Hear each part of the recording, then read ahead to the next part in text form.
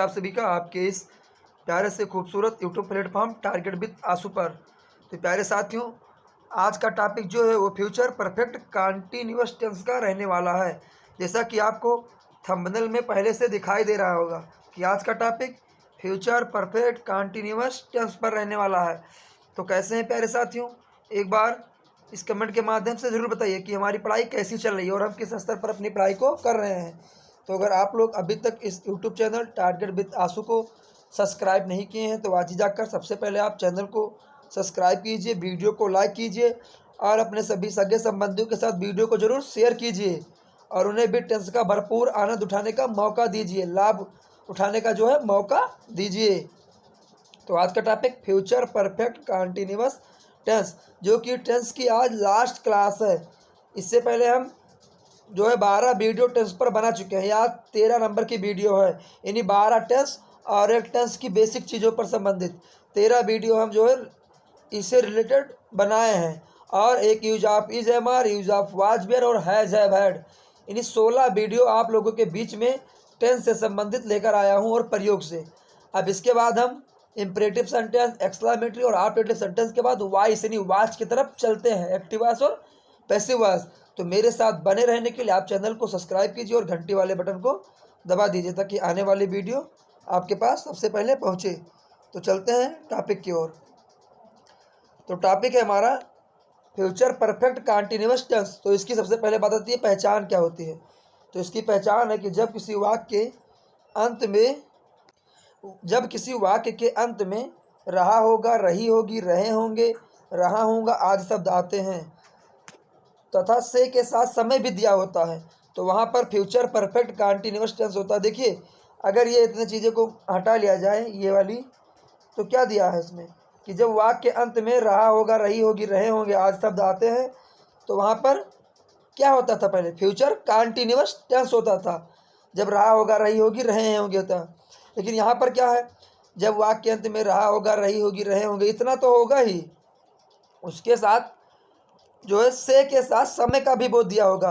यानी से समय, जैसे दोपहर से, सुबह से, 2005 से, पिछले सप्ताह से, 2 महीने से, मतलब ऐसे जब समय दिया रहेगा तो वहाँ पर क्या होगा, फ्यूचर परफेक्ट कंटिन्यूअस टेंस। तो चलते हैं हम इसके रूल की तरफ। रूल की हिंदी होती है नियम। तो नियम नंबर 1 है कि फ्यूचर टेंस में सभी वचन के कर्ता के साथ, यानी सभी वचन के सब्जेक्ट, चाहे वो सिंगुलर हो चाहे प्लूरल, दोनों सब्जेक्ट के साथ हम बिल है, बीन और सेल है, बीन का प्रयोग करते हैं। यानी कह सकते हैं आप, चाहे ही, सी, इट या किसी का नाम हो, चाहे यू, बी, दे, कुछ भी हो, सबके साथ हम बिल भी और सेल भी का प्रयोग करते हैं। तो चलते हैं रूल नंबर 2 की तरफ, यानी नियम नंबर 2।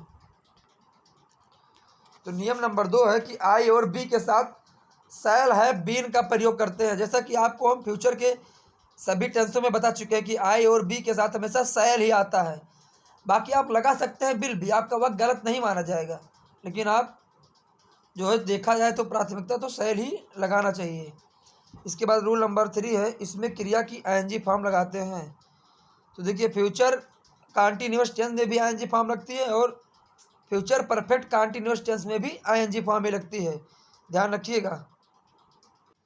अब जैसे कंटिन्यूअस टेंस में भी रहा होगा, रही होगी, रहे होंगे आता है और वहाँ पर भी क्रिया की आईएनजी फॉर्म लगती है, वैसे ही यहाँ है, बस यहाँ से के साथ समय दिया रहेगा और यहाँ आपको हेल्पिंग वर्ब में बिल है, बीन और सेल है, बीन का प्रयोग करना होगा। तो चलिए चलते हैं रूल नंबर 4 की ओर, नियम नंबर 4। तो नियम नंबर 4 कह रहा है कि निश्चित समय के लिए सिंस और अनिश्चित समय के लिए फार का प्रयोग करते हैं, यानी पीरियड ऑफ टाइम के लिए सिंस और ड्यूरेशन ऑफ टाइम के लिए फार का प्रयोग करते हैं।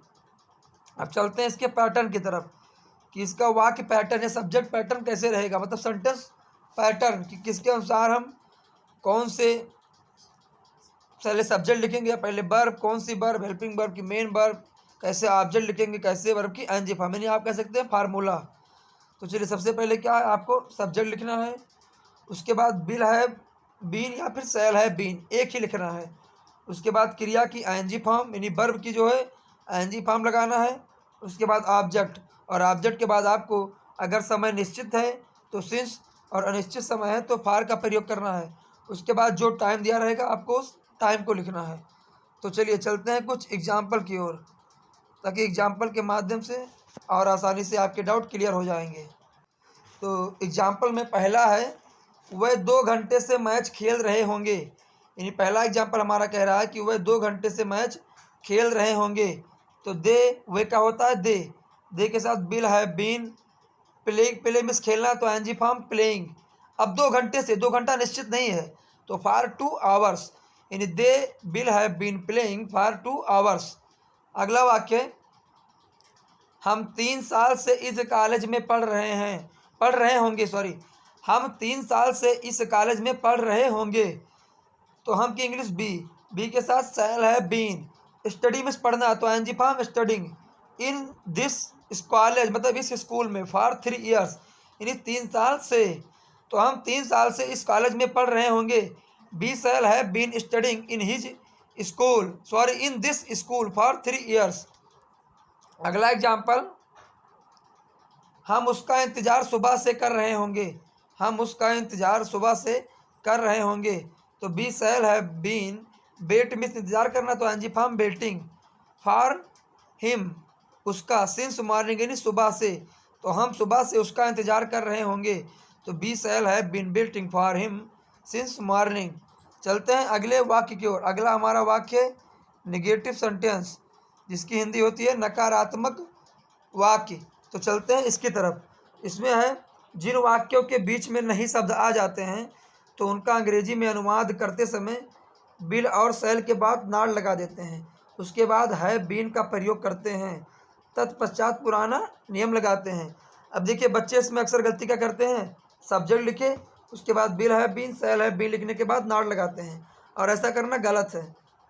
नियम आप देखिए क्या करना है, सबसे पहले आपको जो है सब्जेक्ट को लिखना है, उसके बाद बिल या सेल को लिखना है, और उसके बाद आपको नॉट लगाना है। नॉट लगाने के बाद आपको है बीन लिखना है, फिर वर्ब की एनजी फॉर्म, उसके बाद ऑब्जेक्ट, उसके बाद सिंस या फॉर, उसके बाद टाइम दिया रहेगा। तो चलते हैं कुछ एग्जाम्पल की ओर। इसमें पहला एग्जाम्पल है हमारा, वह 2 वर्ष से कठिन परिश्रम नहीं कर रही होगी। यानी पहला एग्जाम्पल, वह 2 वर्ष से कठिन परिश्रम नहीं कर रही होगी। तो देखिए इसको बनाएंगे, she will not have been working hard for 2 years. अब सी और बिल के बाद नॉट हैव बीन, उसके बाद वर्ब की ING form working hard means कठिन, फॉर 2 ईयर्स मतलब 2 सालों से। तो वह 2 साल से कठिन परिश्रम नहीं कर रही होगी। She will not have been working hard for 2 years. इसके बाद अगला एग्जाम्पल्स, वह 6 महीने से फैक्ट्री में कार्य नहीं कर रहा होगा, वह 6 महीने से फैक्ट्री में कार्य नहीं कर रहा होगा। तो इसका बनेगा, he will not have been working, यानी वह कार्य नहीं कर रहा होगा, इन द फैक्ट्री यानी फैक्ट्री में, फॉर 6 मंथ 6 महीनों से। तो है वह 6 महीनों से फैक्ट्री में कार्य नहीं कर रहा होगा। तो he will not have been working in the factory for 6 months. अब देखिए यही वाक्य अगर आ जाए कि वह जो है फैक्ट्री में कार्य नहीं कर रहा होगा, 6 महीने को गायब कर दिया जाए कि वह फैक्ट्री में कार्य नहीं कर रहा होगा, तब ये वाक्य आपका हो जाएगा फ्यूचर कंटीन्यूअस टेंस। तब इस वाक्य को बनाएंगे, ही will not be working in the factory, he will not be working in the factory. लेकिन यही वाक्य है कि वह 6 महीने से फैक्ट्री में कार्य नहीं कर रहा होगा, तो he will not have been working in the factory for 6 months. अगला एग्जाम्पल, मास्टर जी 2 दिन से विद्यार्थी को नहीं पढ़ा रहे होंगे, मास्टर जी 2 दिन से विद्यार्थी को नहीं पढ़ा रहे होंगे। तो the teacher will not have been teaching, the teacher will not have been teaching, यानी अध्यापक या मास्टर जी नहीं पढ़ा रहे होंगे। द स्टूडेंट यानी विद्यार्थियों को, स्टूडेंट्स मीन्स विद्यार्थियों को, फॉर 2 डेज 2 दिन से। तो मास्टर जी 2 दिन से विद्यार्थियों को नहीं पढ़ा रहे होंगे। The teacher will not have been teaching the students for 2 days. इसके बाद हम चलते हैं इंट्रोगेटिव सेंटेंस की ओर। इंट्रोगेटिव सेंटेंस में हमारे 2 रूल होता है, जिसमें पहला रूल है, तो इंट्रोगेटिव सेंटेंस का पहला रूल है, जब वाक्य का प्रारंभ क्या शब्द से हो तो उसका अंग्रेजी में अनुवाद करते समय बिल और सेल को वाक्य में सबसे पहले लिखते हैं, उसके बाद सब्जेक्ट लिखते हैं, फिर हैव बीन का प्रयोग करते हैं, तत्पश्चात मतलब उसके बाद पुराना नियम लगाते हैं, मतलब जो कि पहले आप नियम लगा रहे हैं वही नियम। तो इसका वाक्य पैटर्न है, सबसे पहले बिल या सेल लिखेंगे, उसके बाद सब्जेक्ट जो उस वाक्य में दिया रहेगा, उसके बाद हैव बीन, उसके बाद वर्ब की आईएनजी फॉर्म, उसके बाद अदर सब्जेक्ट या अदर वर्ड, उसके बाद सिंस या फॉर, उसके बाद टाइम, और फिर क्वेश्चन मार्क लगाना एकदम जरूरी है। अगर नहीं लगाते हैं तो आपका वाक्य अधूरा माना जाएगा। तो अगर हमारा वाक्य क्या शब्द से प्रारंभ होगा, तो सबसे पहले हमको निसंदेह बिल या सेल को लिख देना है, उसके बाद सब्जेक्ट, उसके बाद हैव बीन, उसके बाद वर्ब की आईएनजी फॉर्म, उसके बाद अदर वर्ड, फिर सिंस या फॉर, उसके बाद टाइम। लेकिन अगर कहीं से नहीं आ जाता है तब आपको बिल सेल को लिखना है, सब्जेक्ट लिखना है, उसके बाद है, फिर आपको नॉट लगा के तब आपको बिल लिखना है। ये चीज़ आप ध्यान रखिएगा। तो चलिए चलते हैं कुछ एग्जाम्पल की ओर। पहला एग्जाम्पल, क्या लोग सुबह से पार्क में टहल रहे होंगे? क्या लोग सुबह से पार्क में टहल रहे होंगे? तो इसका बनेगा will the people have been walking, will the people have been walking means टहलना, in the park means park में, सिंस मॉर्निंग यानी सुबह से, उसके बाद क्वेश्चन मार्क। तो क्या लोग सुबह से पार्क में टहल रहे होंगे? तो will the people have been walking in the park since morning, question mark. अगला वाक्य, क्या राहुल 1 घंटे से छत पर पतंग उड़ा रहा होगा? क्या राहुल 1 घंटे से छत पर पतंग उड़ा रहा होगा? तो will Rahul have been flying the kite, fly में उड़ाना, तो ING form flying the kite on the roof यानी छत पर, फॉर एन आवर्स या 1 आवर्स यानी 1 घंटे से। तो क्या राहुल 1 घंटे से छत पर पतंग उड़ा रहा होगा? तो will Rahul have been flying the kite on the roof for 1 hours, उसके बाद क्वेश्चन मार्क। अगला वाक्य है, क्या नरेंद्र मोदी जी 1 घंटे से स्टेज पर भाषण दे रहे होंगे? क्या नरेंद्र मोदी जी 1 घंटे से स्टेज पर भाषण दे रहे होंगे? तो इसका बनेगा will Narendra Modi ji have been delivering speech means भाषण देना, डिलीवरिंग स्पीच मीन्स भाषण देना, ऑन द स्टेज यानी स्टेज पर, फॉर एन आवर्स या 1 आवर्स यानी 1 घंटे से। तो क्या नरेंद्र मोदी जी 1 घंटे से स्टेज पर भाषण दे रहे होंगे? तो will Narendra Modi ji have been delivering speech on the stage for 1 hours.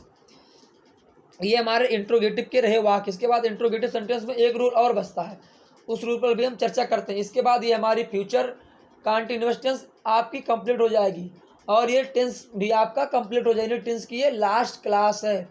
इसके बाद हम चलेंगे इंपरेटिव सेंटेंस, एक्सक्लेमेटरी सेंटेंस और ऑप्टेटिव सेंटेंस की ओर। फिर हम आपको वॉइस यानी वाच्य पढ़ाएंगे, एक्टिव वॉइस और पैसिव वॉइस। तो आप लोग मेरे इस चैनल टारगेट विद आंसू पर लगातार बने रहिएगा, क्योंकि इससे आपका फ़ायदा ही फ़ायदा होने वाला है। अगर आप लोग अभी तक इस चैनल टारगेट विद आंसू को सब्सक्राइब नहीं किए हैं तो आज ही जाकर चैनल को सब्सक्राइब कर लीजिए और घंटी वाले बटन को प्रेस कर दीजिए, ताकि आने वाले सभी वीडियो सबसे पहले आपके पास पहुँचे, कहीं आप वंचित ना रह जाएं। तो चलिए, इंट्रोगेटिव सेंटेंस का रूल नंबर 2 है कि जब कोई प्रश्नवाचक शब्द किसी वाक्य के बीच में आ जाए तो उसकी अंग्रेजी वाक्य में आपको सबसे पहले लिखना है, उसके बाद आपको पुराना नियम लगाना है। यानी कि जब कोई प्रश्नवाचक शब्द, अब आती है बात कि प्रश्नवाचक शब्द होता क्या क्या है। तो प्रश्नवाचक शब्द कब, कहाँ, क्यों, कैसे, किसको, ये सब क्या होते हैं? प्रश्नवाचक शब्द होते हैं। तो रूल है कि जब कोई प्रश्नवाचक शब्द किसी वाक्य के बीच में आ जाए तो उसकी अंग्रेजी वाक्य में सबसे पहले लिखते हैं, उसके बाद आपको पुराना नियम लगाना है। तो चलिए चलते हैं वाक्य पैटर्न की तरफ, सेंटेंस पैटर्न।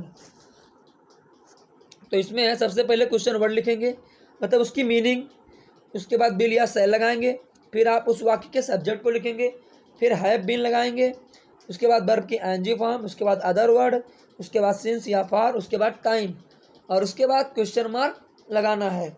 तो चलते हैं कुछ एग्जाम्पल की ओर। देखिए, एग्जाम्पल के माध्यम से आपके सारे डाउट तुरंत क्लियर हो जाते हैं, तो इसलिए मैं ज़्यादा से ज़्यादा एग्जाम्पल देने का प्रयास करता हूँ कि ताकि आपके कोई भी डाउट शेष ना बचें। तो पहला एग्जाम्पल, क्या मोर वाक्य, मोर सुबह से कहाँ नाच रहे होंगे, यानी मोर सुबह से कहाँ नाच रहे होंगे, क्वेश्चन मार्क। तो कहाँ के इंग्लिश वेयर, उसके बाद will the peacock have been dancing since morning, where will the peacock have been dancing since morning, मोर सुबह से कहाँ नाच रहे होंगे।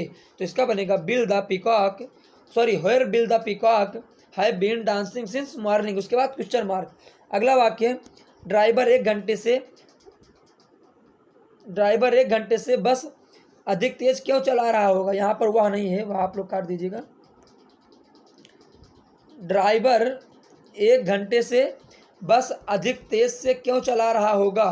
तो क्योंकि English, why will the driver have been driving faster that bus for 1 hour. देखिए यहाँ पर होना चाहिए उस बस, सॉरी वह बस नहीं, आप लोग कर लीजिएगा उस बस को, क्या कर लेना, उस बस। तो ड्राइवर एक घंटे से उस बस को अधिक तेज क्यों चला रहा होगा।